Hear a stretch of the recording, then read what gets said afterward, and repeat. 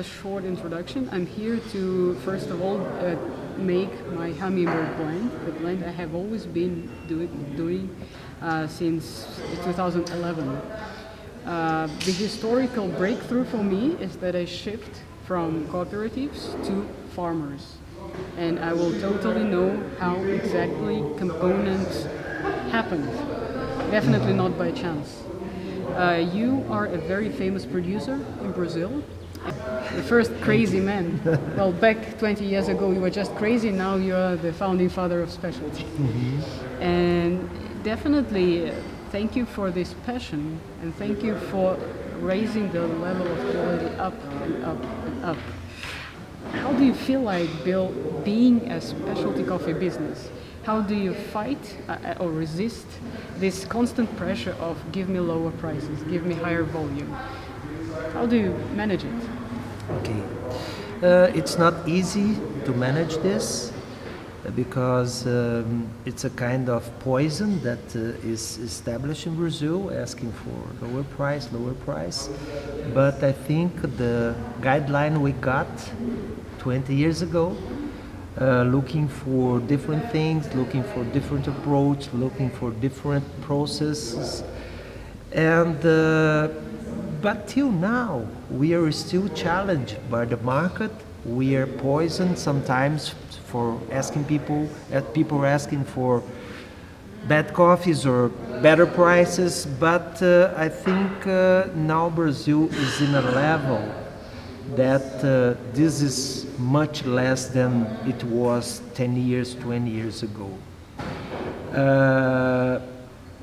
I think there is no secret, but a lot of work behind it, a lot of knowledge, and a lot of philosophy, because even when you're producing a good coffee, you have easier ways to do it. You have 90% of your job already done, and you are attracted for something easier to do.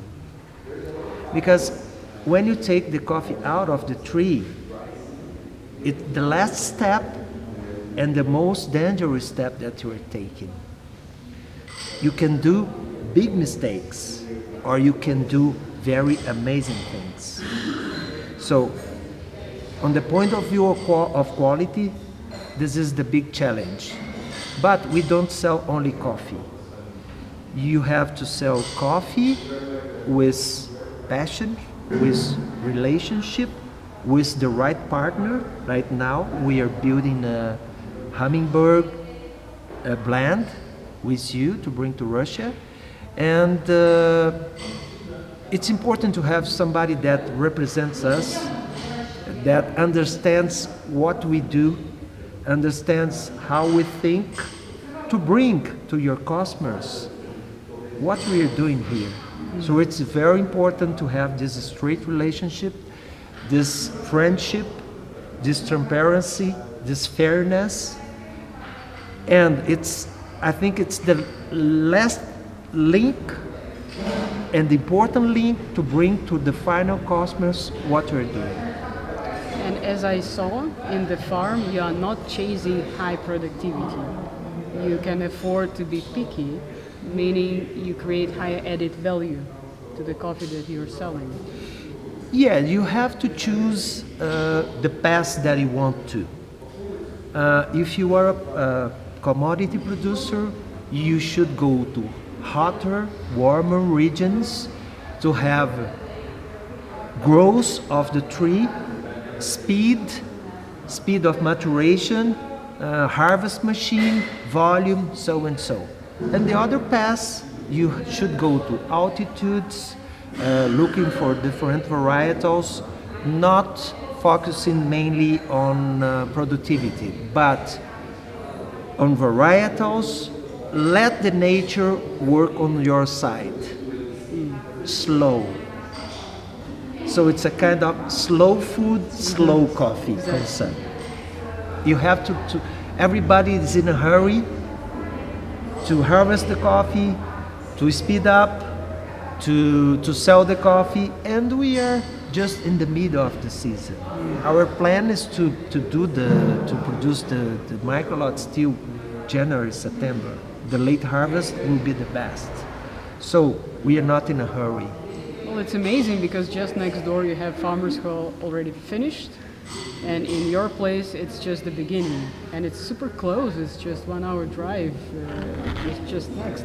Yeah, but the terroir is very fine-tuned. Nature is perfect. Nature is perfect because you have to find the right place, the right shade, the right mountain, the right altitude. This is very important. And on the other side, I guess you have a good interaction with the trees, with the terroir, and somehow you are connected. Talk to them. Yeah, you talk to them, and they understand that you don't want a lot of things in a hurry. Yeah. They understand that you want the best, but not in a hurry.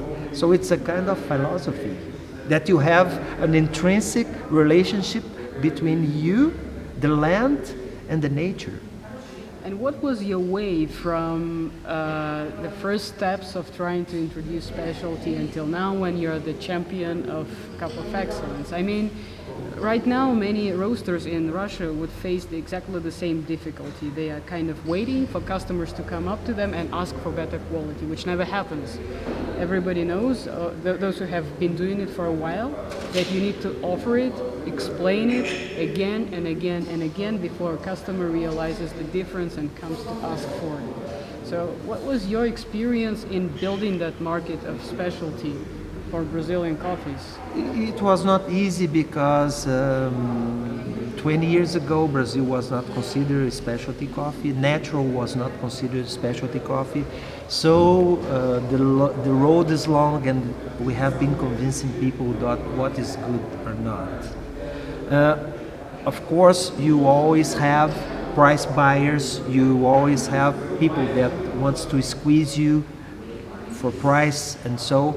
But I think the main road, the philosophy to achieve and to offer the people what is good, what is the best you can get from the tree. It's like a Formula One car. You have to drive the best and take the best of your car, as in the coffee we do. We have to take the best performance. So, as people come to our side, on the quality side, they will never step back.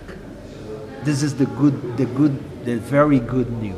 They will never step back, and they will be a soldier on your side, spreading around the quality concept. And also, we have seen some traits, some signs of Lucas Lousada Pereira presence in your farms, in your business, and you mentioned that there is science in your cup. Tell me a little bit more about this, because previously we spoke to Lucas. He was explaining how IFES is participating in creating qualities of Brazilian coffees, and how does it look from your perspective, from the farmer side? I think good things attract good things, and good people attracts good people. Yes, nice to meet you. And this is my concept. And when I first saw Professor Lucas Lousada, we had a very good interaction. We had a very good synergy. So I'm a technical man. I'm an engineer. So I talked with him and understood his philosophy that we should put more science in coffee. We have to understand the process of post-harvesting. We have to understand what's going on regarding on the physical side, putting chemistry, on the nano level, microscopy and flavors. So, Valentina, I believe we are just beginning. The coffee, you have two roads. The agronomical side, that I think we are achieving and taking the best of productivity and so, but on the post-harvest side, it's completely open. It's a completely open field because we have a lot to add. And do you feel this competition with other origins, like you have to be not worse and competitive with Colombia, Ethiopia, El Salvador, other origins? Do you feel this pressure, or it's just a kind of inspiration that you can reach? No, I don't feel this pressure. On the other side, I feel that a lot of people are coming to me and trying to understand what we're doing. So I feel more like a friendship and a name to exchange knowledge than a competition. I've been receiving people from Central America, from Colombia, from Africa, and they're bringing their knowledge, and I'm giving them some knowledge as well. So I don't feel this competition. I think there is enough room for everybody. What would you say? What would you tell the young the roaster who is just beginning their way in the specialty coffee world, who are so much tempted to go down in terms of prices, and they think that volumes will bring them the fortune? No, I would say it's a temptation. It's a temptation mainly for young people that wants to climb the stair, 2 steps by 2 steps. It's not in this way, because if you have a philosophy of step by step, climbing the stair, looking for quality, looking for consistency, in the end, the result will be much better for proud and for your pocket as well.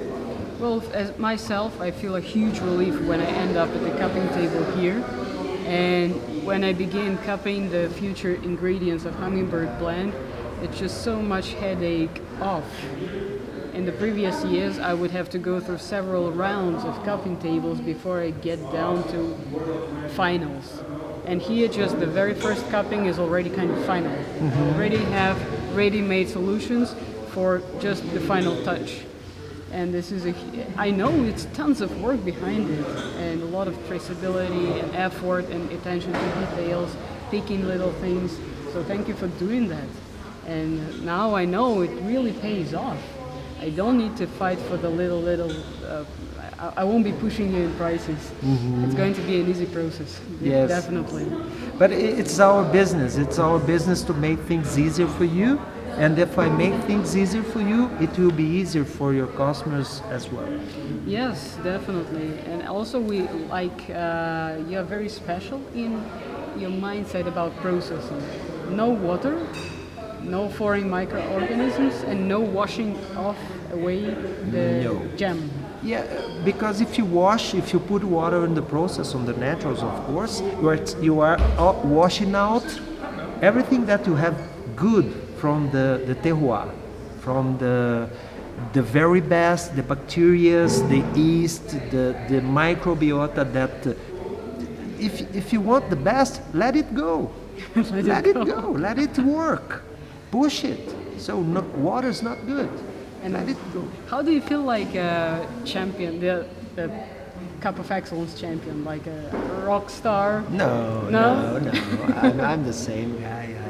I have the same concept. Does it increase the demand, or do you feel like it's time to raise the prices? No, never. Never? No. I think it's not fair. I have partnership like you, like others all over the world. I think it's not fair. I think we are just beginning. We have a long road ahead, and so we have to understand your side as well, because you are pressured, we are pushed for lower price and so. But people on the other side have to understand that we need to survive. We need the micro lots. But we have other coffees that we have to sell, that we have to blend. It's not a nightmare, but we have our problems as well. As a producer, we're dealing with nature, and nature is you can surprise. Yeah, surprise after surprise. So nothing changed. What didn't change is that we are always looking for new things. I have an excellent team. I have an excellent support from them, and they understand. Somehow they think I'm crazy. Let's do it, but it's working.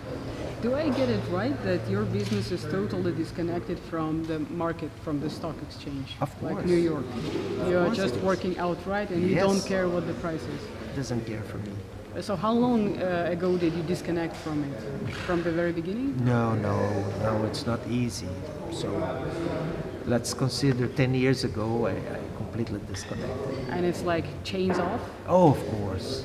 I'm free now, This is very good. Let's build something together with you. of course. And I'm waiting for you in Russia for the Roasters Village. But before that, I'm going to meet you at Cup of Excellence. To be a pleasure. Boa sorte. Obrigado. And I'll be in, of course, I'll be Novosibirsk Novosibirsk. in your event, and it will be a pleasure. Oh, now we're friends. We have no excuse. We have to be together. Okay. Thank you very much. Great plan. Good.